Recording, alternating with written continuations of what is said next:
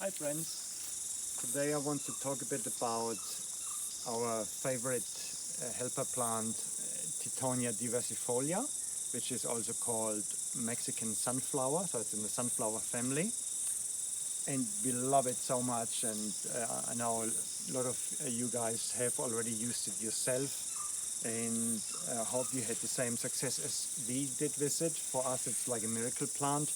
It is naturally from South America. It is sterile, a hybrid, so it makes no seeds, but it has an amazing luxurious growth, and it's the forerunner of the forest. So as forest expands, this would form a hedge and go into the open grasslands and prepare the way for the forest, whatever that be. So you find native trees coming up underneath it spontaneously, like Pfau loves the shade of it, and some other trees that we use as crops such as cherry moya you can establish underneath already.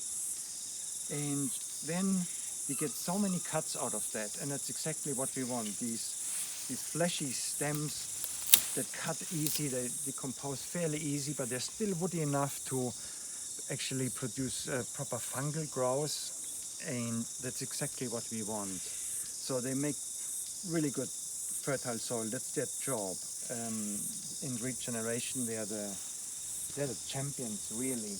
And you can see underneath here there's a cabbage tree already. Yeah, you see a bit left over of nasturtiums, but every time we cut the Tithonia, the nasturtiums can come up a bit, so we don't have bare soil. But yeah, look at that, it's all moist in there and full of fungal growth. It's like a really dense forest litter floor. It's really amazing in here. When you look at that soil surface here, that was just a couple of years ago a thick felt of almost hip-high Kikuyu that was rank and ugly. And there was a lot of sunlight coming into here because we are right next to our main driveway. So Kikuyu was really strong here, and we only put the sticks of these Tithonias in on a contour line, and they changed it like that in just a few years, and we didn't have to do any mowing or pulling Kikuyu out or anything like that. I wish we had put more seeds of trees in here still, but otherwise it's just fantastic. So beautiful, just like, look at that, it's like a forest soil. And yeah, the animals love it. In South America, people grow it just for animal fodder because animals thrive on it.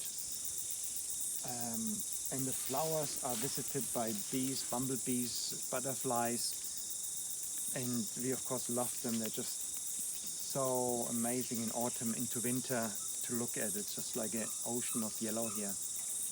But yeah, you would want them only for 3-4 years, and you keep pruning them as much as you can to create this amazing mulch, and it drives grasses out.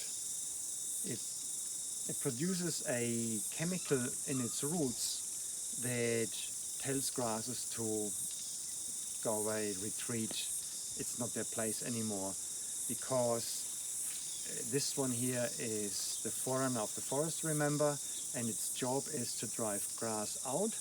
Any creeping grass that's sun-loving gets driven out by this Tithonia, and trees can germinate under its cover, and your soil becomes so much more friable because of this plant.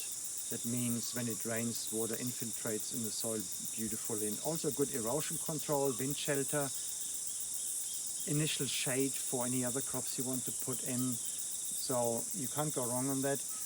In the second year, end of second year, it should achieve a growth of 5 meters. It has the potential, but ideally you keep cutting it more frequently so it never gets that tall, but you maximize the production of biomass and the mulch that you want in your forest garden for the first years. Last spring, after cutting back these Tithonias,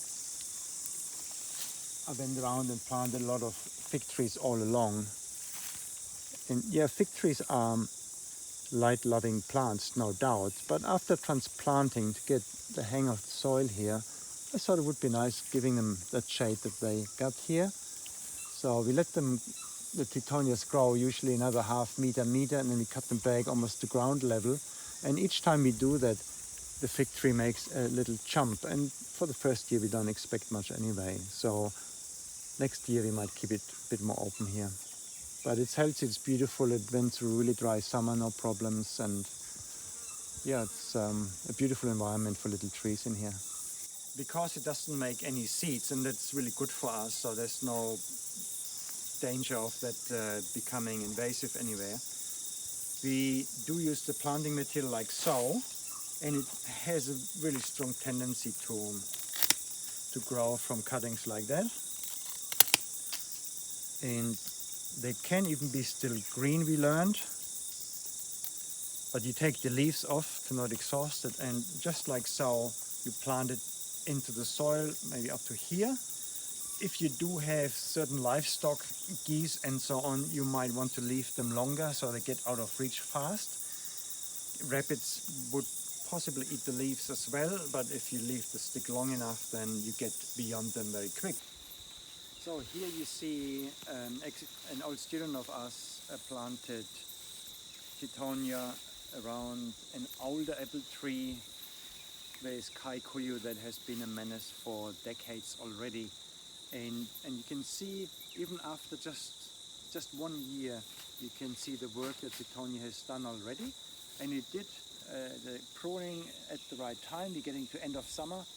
Immediately he takes them off to give more ventilation here. And we might get another nice growth before winter sets in.